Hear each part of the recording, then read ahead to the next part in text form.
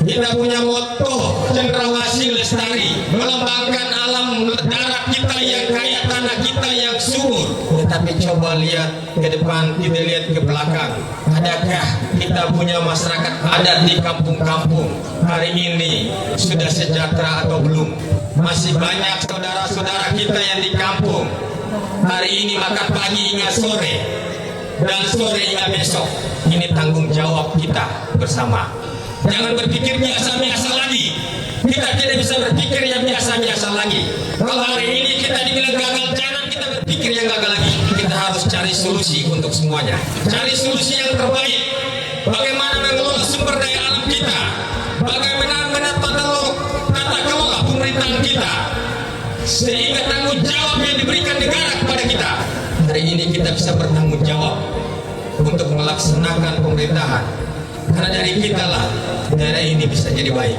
Dalam pidatonya saat momen serah terima jabatan pada Maret lalu, Bupati Kepulauan Aru Timotius Kaidel menyatakan keprihatinannya karena belum ada kelompok tani yang mandiri setelah dibina oleh pemerintah daerah. Ia menegaskan dalam masa kepemimpinannya periode 2025 sampai 2030, seluruh jajarannya harus meninggalkan pola pikir lama, tidak lagi berpikir dan kerja yang biasa-biasa saja, dan berani mencari terobosan baru agar masyarakat binaan pemerintah daerah dapat mandiri. Ini merupakan sebuah pernyataan yang membangkitkan harapan baru kepada masyarakat bahwa akan ada perubahan, akan ada kemajuan di bumi Jargaria. Di bidang pertanian, Kaidel menggagas program 10 juta pohon kelapa yang ditargetkan dapat menjadi sumber kekuatan ekonomi lokal, sekaligus menarik investor masuk untuk mendukung hilirisasi industri kelapa di Aru. Target kita dengan 10 juta pohon kelapa ini bangkit, berdiri. Dengan demikian kita menarik dunia investasi.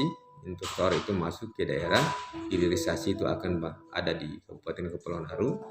Karena dengan 10 juta pohon kelapa, kita kisaran panen dan ada kepastian panen itu satu musim panen 3 bulan itu di kisaran 360.000 ton.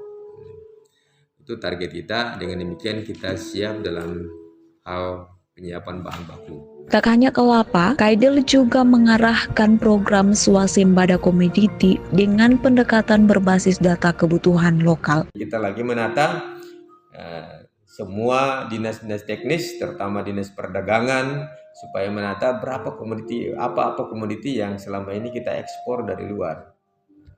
Supaya kita pengalihan dia.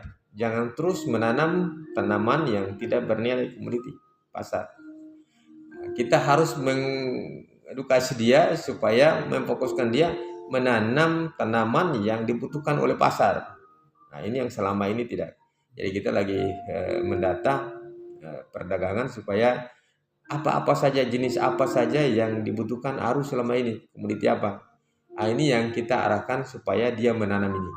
Supaya kebutuhan pasar ini jangan lagi kita ekspor dari luar. Untuk mendukung kebijakan tersebut, sistem pemasaran dan perbaikan fasilitas tengah dirancang. Pemerintah berharap hasil pertanian tidak hanya ditingkatkan dari sisi produktif, tetapi juga distribusi dan konektivitas pasar. Namun di balik visi besar itu, lemahnya pendampingan petani menjadi sorotan. Anggota DPRD Kabupaten Kepulauan Aru, Laganti Hutan Jalai, mengkritis minimnya peran penyuluh pertanian yang seharusnya menjadi ujung tombak pendampingan. Penyuluh-penyuluh kecamatan itu harus bisa diaktifkan mereka kembali, sehingga mereka yang selalu mendampingi petani dalam hal baik itu mulai dari tanamnya, bagaimana bisa mengatasi hambanya, bahkan sampai ke tingkat panennya supaya hasilnya itu bisa bertambah. Keluhan serupa disampaikan Genes, mantan kepala desa Tanah Miring. Ia menilai pendekatan para penyuluh selama ini tidak efektif. Dia datang, dia cuma kasih sosialisasi. Kasih sosialisasi, Tapi secara langsung dia bawa masyarakat untuk cara bertanaman tidak ada. Dia kasih pupuk, dia kasih begini-begini, sih namanya sosialisasi ya, Pak. Jadi istilah kita macam mengajar saja di sekolah lah. Menanggapi hal itu, Kepala Dinas Pertanian Kabupaten Kepulauan Aru, Maksi Musa, mengaku adanya persoalan dalam efektivitas penyuluhan. Di Dinas Pertanian itu ada penyuluh. Ini yang harus dimanfaatkan sebaik mungkin untuk melakukan pendampingan kepada masyarakat tani kita, kelompok tani kita, masyarakat yang berupaya di bidang pertanian. Memang ini saya harus akui dengan jujur bahwa ini tidak berjalan dengan maksimal karena memang penyuluh sendiri tidak punya jiwa membangun pertanian ini dengan baik. Ia menjelaskan banyak penyuluh tidak menjalankan tugas secara intens di desa. Bahkan sebagian tidak membuat laporan sehingga tidak menerima biaya operasional meskipun anggaran sudah disiapkan. Penyuluh datang 1 hari, 2 hari, sisanya tinggal di Dobo. Bahkan biaya operasional mereka saja Pak sudah dianggarkan kurang lebih 480 juta. Kemarin saya hanya tanda tangan untuk bulan Maret 4 orang saja yang dapat BOP Pak. Karena mereka tidak masukkan laporan, karena mereka tidak ada di lapangan. Maksi menyebutkan bahwa tahun 2026 para penyuluh akan ditarik ke Kementerian Pertanian. Meski begitu, ia berharap koordinasi tetap berjalan karena penyuluh harus tetap menjadi bagian dari upaya swasembada pangan di daerah. Tapi kami ini kan satu dapur, satu rumah besar sebetulnya. Tapi hanya mungkin sudah beda kamar saja. Tapi kan kami harus tetap berkoordinasi. Karena pertanian mau berhasil, penyuluh harus jadi ujung tombak, Pak. Ia juga menegaskan pentingnya jiwa pengabdian dalam profesi penyuluh.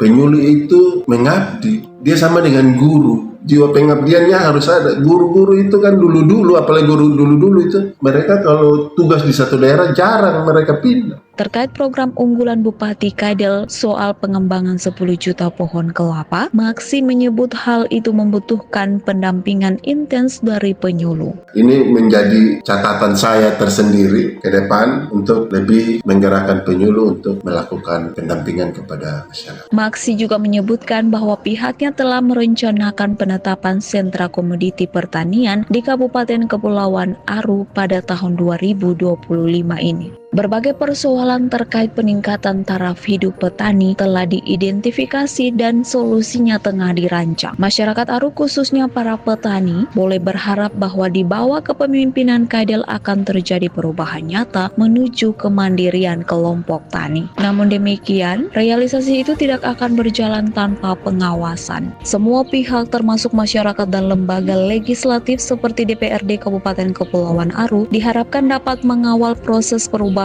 ini agar benar-benar menyentuh dan meningkatkan kesejahteraan petani secara merata.